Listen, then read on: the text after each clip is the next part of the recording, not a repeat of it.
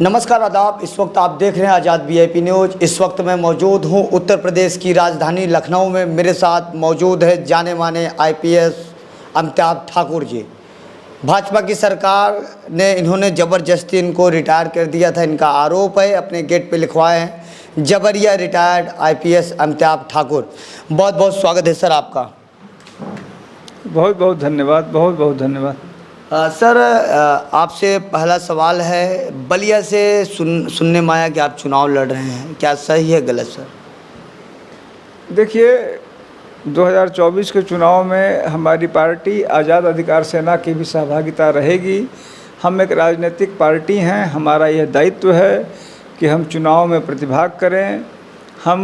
यह लोकतंत्र का नर्तन है, डेमोक्रेसी ऑफ डांस जिसको कहते हैं।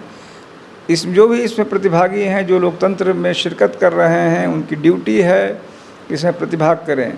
हम भी इसे प्रतिभाग करेंगे। मैं बलिया से चुनाव लड़ने की, अभी तक हम लोग की पार्टी में यह निर्णय है कि मैं बलिया से चुनाव लड़ूं और उसकी तैयारी हम कर रहे हैं। चाहे बलिया से, चाहे किसी और जगह से, जहां से पार्टी चाहेगी मैं निश्चित चुनाव लड़ूंगा। हमारी पार्टी के और जो साथी चाहेंगे वो चुनाव लड़ेंगे। अभी हमारी नई पार्टी है, हमारी छोटी पार्टी है। अभी हम साधन संसाधन में भी निश्चित रूप से कम हैं, इसीलिए कोई बहुत जगहों से चुनाव लड़ पाएं यह स्थिति हमारी अभी नहीं है। लेकिन इसके बाद भी हम चुनाव लड़ेंगे, शिद्दत से लड़ेंगे, ईमानदारी से लड़ेंगे। अपने मौलिक जो हमारे बिंदु हैं उनको जनता तक पहुंचाने का प्रयास करेंगे। आपने सर गेट पे लिखा है जबरिया रिटायर्ड आईपीएस अमिताभ ठाकुर, आखिर क्यों? देखिए, जबरिया शब्द हमने इसीलिए कहा है, जबरिया माने होता है बलात्, ज़बरदस्ती, इच्छा के विरुद्ध। अंग्रेजी में फोर्सिबली बोलते हैं। तो मैं मानना है कि जो मुझे सेवा से हटाया गया वह बलात् हटाया गया, ज़बरदस्ती हटाया गया और गैर कानूनी ढंग से हटाया गया।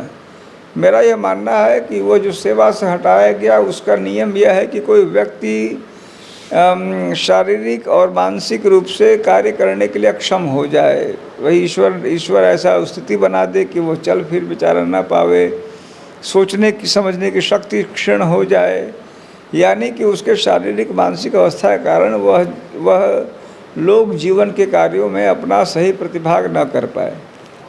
यह उसकी वो जो प्रावधान है उसका उद्देश्य यह है। यहाँ मैं फर्स्ट क्लास हूँ, ईश्वर की कृपा से मैं ठीक ठाक हूँ, मानसिक रूप से शारीरिक रूप से सक्षम हूँ, कार्य कर रहा हूँ, दौड़ भाग कर सकता हूँ। तो किस आधार पे आपने मुझे उस प्रावधान का उपयोग करके हटा दिया? वह बैकडोर का कार्य है। नियम है कि आप हमारे खिलाफ जांच कीजिए, जांच में दोषी पाया जाऊं तो आप कार्रवाई कीजिए। आप वह नहीं कर पाए, आप जांच में मुझे दोषी नहीं पा रहे हैं, तो आपने बैकडोर लगा के मुझे निकालने का कुत्सित कार्य किया है। तो जब आप कुत्सित कार्य करेंगे, गैर कानूनी कार्य करेंगे, तो फिर आपको उसका दंश झेलना पड़ेगा। आप उसके आरोपों को आप पे आरोप लगेंगे। अतः मैंने यह जबरिया शब्द का प्रयोग किया है। आपको सर कुछ दिन पहले यूपी की पुलिस ज़बरदस्ती बैन में घसीटते हुए भर रही थी, क्या मामला था सर? क्योंकि एक आप आईपीएस रह चुके हैं, बड़े पद पे अधिकारी भी रह चुके हैं, वही पुलिस आपको घसीटते हुए अपने बैन में भर रही है, आप चिल्ला रहे हैं, टांग पकड़ के अंदर डाले, आखिर क्यों? देखिए, वह घटना उत्तर प्रदेश पुलिस की ही नहीं, उत्तर प्रदेश की पूरी व्यवस्था की हकीकत की पोल खोलता है। कथित रूप से मुझ पर आरोप कुछ लगे, एक एफआईआर दर्ज हुआ। मैं उस घटना के बारे में बहुत अधिक विस्तार से इसीलिए नहीं कहना चाहूँगा क्योंकि वह मामला अभी माननीय न्यायालय में है, अभी प्रकरण विचाराधीन है।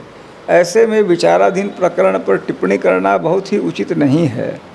इतना लेकिन ज़रूर करूँगा कि मैं जानता हूँ, मेरी आत्मा जानती है, मेरा ईश्वर जानता है कि मैं उस प्रकरण में पूरी तरह निर्दोष था, पूर्णतया।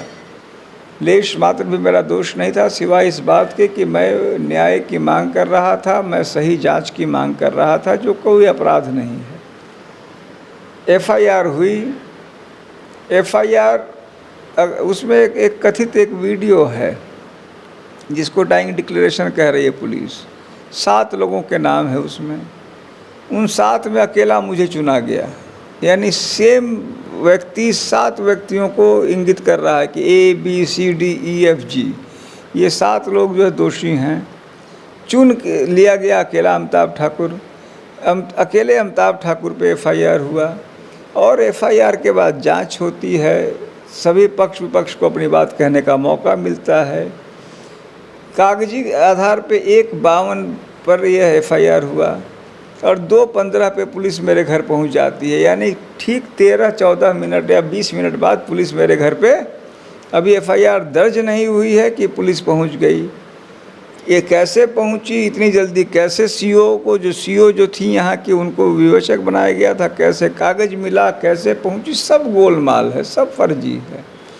मैंने आरोपों की मांग की, जांच जानकारी की मांग की, एफआईआर की कॉपी की मांग की, नहीं दिया गया। आपने जिस वीडियो की बात कही वो दर्शाता है कि राजनीतिक कारणों से, राजनीतिक प्रतिशोध में, राजनीति के वशीभूत होकर उत्तर प्रदेश में किस प्रकार नियमों की धज्जियाँ उड़ा दी जाती हैं, नियमों को तार तार कर दिया जाता है, किस प्रकार बेगुनाह को गुनाहगार बना दिया जाता है, किस प्रकार गुनाह किए जाते हैं सत्ता के बल पे। सत्ता के लिए पुलिस का चरित्र क्या है, सत्ता का शासन का चरित्र क्या है, यहाँ के राजनेताओं का चरित्र क्या है जो सत्ता में बैठे हैं, इन बातों को वह घटना पूरी तरह बेनकाब करता है, नंगा कर देता है।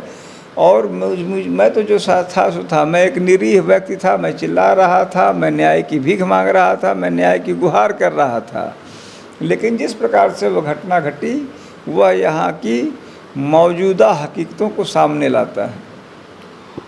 देश के रक्षा मंत्री रह चुके थे, उत्तर प्रदेश के मुख्यमंत्री रह चुके थे, इस दुनिया में अब नहीं है माननीय मुलायम सिंह नेताजी। क्या ऐसी ज़रूरत पड़ गई कि उस समय आपने उनकी हेलीकॉप्टर लैंडिंग को रोक दिया था?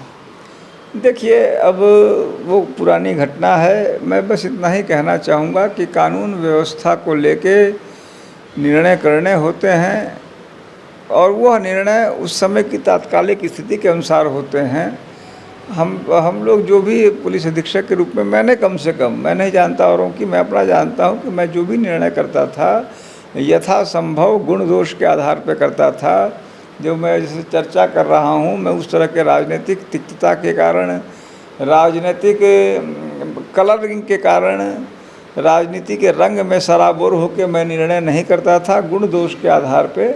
तो उस समय की स्थितियों, किसी भी, यही नहीं, कोई भी घटनाक्रम की जो स्थितियाँ रहती रही हैं उनके अनुसार मैंने निर्णय लिया। और सामान्य तौर से चूँकि मेरे मन में किसी के प्रति कोई राग द्वेष नहीं होता था, तो मुझे लगता था कि मैं कोई बहुत गलत निर्णय नहीं करता था। इस बार अधिकार सेना कितने प्रत्याशियों को उतारेगी 2024 के लोकसभा चुनाव में? देखिए, हमारी छोटी पार्टी है, नई पार्टी है, अभी मैं कहूँगा अर्ध विकसित पार्टी है। तो जो भी हमें, और हमारे साथ एक यह भी समस्या है कि हम गलत लोगों को नहीं जुटाना चाह रहे हैं। कोई जुटना चाहे, जुट रहा है कि नहीं जुट रहा है वो एक प्रश्न है, गलत आदमी हमसे सटना चाह रहा है कि नहीं वो एक प्रश्न है। लेकिन उससे बड़ा प्रश्न यह है कि हम उनको, गलत आदमी को, और गलत मतलब हमारी निगाह में वो है जो जिसके शोहरत आम मोहल्ले में, गली में गलत है। सच और झूठ का अंतर, सही और गलत का अंतर आप ऊपर से छिपा लें, अंदर से सब जानते हैं। तो उस हकीकत के हिसाब से यदि हमें मालूम हो जा रहा है कि फलां व्यक्ति मोहल्ले में, मान लीजिए, जिसकी अराजकता की स्थिति है, अराजकता से मतलब है कि जो गुनाह कर रहा है, अन्याय कर रहा है, अत्याचार कर रहा है, परपीड़न कर रहा है, उत्पीड़न कर रहा है, ऐसे लोगों को हम नहीं जोड़ रहे हैं। जो जिसकी अच्छी छवि है उनको जोड़ रहे हैं।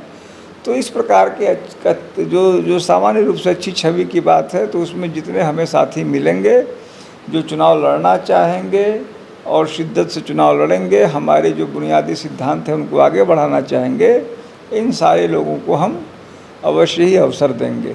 देश के प्रधानमंत्री नरेंद्र मोदी जी, राज्य के मुख्यमंत्री योगी जी की जब से सरकार आई है, हमेशा मीडिया, सोशल मीडिया के माध्यम से बताते रहते हैं कि जब से हमारी डबल इंजन की सरकार बनी है, गुंडा माफियाओं को जेल में डाल दिए हैं, इनकाउंटर हो रहा है धुआंधार। सही हो रहा, गलत हो रहा है सर?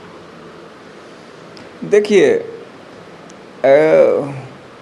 हमारे यहाँ बिहार में एक कहावत है, वो कहावत है कि हम सुनरी पिया सुनरी, गांव के लोग बनरा बनरी।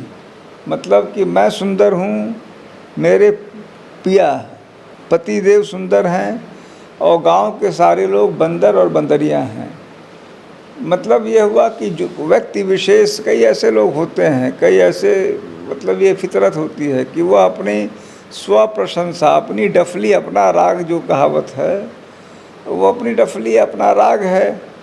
तो भाई हम अच्छे हैं, वो भी अच्छे हैं। कई बार मैं देखता हूँ कि अखबारों में आता है, और अखबार तो अच्छे ही हैं। मोदी जी, योगी जी की प्रशंसा कर रहे हैं, योगी जी मोदी जी की प्रशंसा कर रहे हैं। जब तक जनता को अब कोई ना कोई छद्म दिखाकर यह अपने वशीभूत किए हुए हैं, मान लीजिए, तब तक तो दोनों अच्छे ही हैं। जिस दिन यह तिलस्म टूट जाएगा, तिलस्म टूटते रहे हैं, तिलस्म टूटेंगे, तिलस्म टूटे थे, टूटते रहे हैं, टूटेंगे। सद्दाम हुसैन जी का मुझे याद है, लेनिन का, तमाम लोगों का, आपके हमारे जीवित रहते मुझे याद है 91, 91, 92 में लेनिन की प्रतिमाएं किस तरह से जो मानी जाती थी कि जो कभी भी लेनिन का साम्राज्य कभी समाप्त नहीं होगा, प्रतिमाएं टूटने लगी। सद्दाम का मैंने उधर देखा, इराक में उनके उसका जब उनको खो से निकाला गया और उनका जो मूर्ति ढह के गिर रही थी, वो सब इतिहास की बातें हैं। तो इतिहास तो वक्त सबसे ताकतवर है, और गलत ढंग से अपनी स्व प्रशंसा हर व्यक्ति जो करता है, बाद में इतिहास उसका फैसला ज़रूर करता है। हमारे यहाँ सर जौनपुर में अजय पाल शर्मा जी IPS हैं वर्तमान में, और हमारे क्षेत्र के थाना प्रभारी हैं एक महेश कुमार सिंह। बड़ी बड़ी घटना होती है सर, उस पर हम उजागर करते हैं, चलाते हैं। 2-3 मुकदमा भी हमारे ऊपर हो गया था, लेकिन बड़े अफसर उसको जांच किए, ख़त्म किए। क्या वर्दी का इस तरीके से, जिस तरीके से दुरुपयोग कर रहे हैं, गलत मुकदमा लिख रहे हैं पत्रकारों के ऊपर, सही है सर गलत है? देखिए, आपके प्रश्न में ही आपका उस उत्तर है। पत्रकारों को पीड़ित करना, उन पर फर्जी मुकदमा करना, जाहिर सी बात है गलत है, और लोकतंत्र के लिए बहुत खतरनाक है। जाते जाते सर अपने दर्शकों को क्या कहना चाहते हैं, और परिवार का कितना आपको सहयोग मिल रहा है? अभी मैं आपके घर पर आया हूँ, कोई सिक्योरिटी नहीं है, क्योंकि आप एक बड़े पद के अधिकारी भी रह चुके हैं। कोई भी आ सकता है यहाँ सर, कोई भी घटना कुछ कर सकता है। हमारे चैनल के माध्यम से क्या कहना चाहते हैं? देखिए, मैं बस ये कहना चाहूँगा कि आपको अगर किसी चीज़ पर विश्वास है, यदि आपको लगता है कि आपको बेहतर समाज चाहिए, तो आप सवाल करना सीखिए, गलत को स्वीकार न कीजिए। हमारी पार्टी छोटी सी पार्टी है, नवोदित पार्टी है, लेकिन हमारे उसूल सही हैं। अगर आपको लगता है कि आज़ाद अधिकार सेना की बातें सही हैं, यदि आपको लगता है कि आपको अन्याय, अत्याचार, भ्रष्टाचार का विरोध करना चाहिए, यदि आपको लगता है कि आपको अपने अधिकारों के लिए संघर्ष करना चाहिए, तो आप हमारा साथ दें और इस मुहिम को आगे बढ़ाएं जो जन कल्याण के लिए हमने शुरू किया है। बहुत बहुत धन्यवाद सर समय देने के लिए। नमस्कार। तो हमारे बीच मौजूद थे पूर्व IPS अमिताभ ठाकुर जी। इनसे मैंने बेबाकी से सवाल पूछा, इन्होंने जवाब दिया। फिलहाल हमारी रिपोर्ट आपको कैसी लगी कमेंट करके जरूर बताएं। अगर अपने मित्रों के बीच में इस वीडियो को शेयर करें ताकि सर का जो विचार है लोगों के बीच में जाए। 2024 में इन्होंने बताया कि प्रत्याशी उतारेंगे, कितने प्रत्याशी उतारेंगे बताया नहीं। फिलहाल आज़ाद यादव की रिपोर्ट, जनपद लखनऊ। जय हिंद।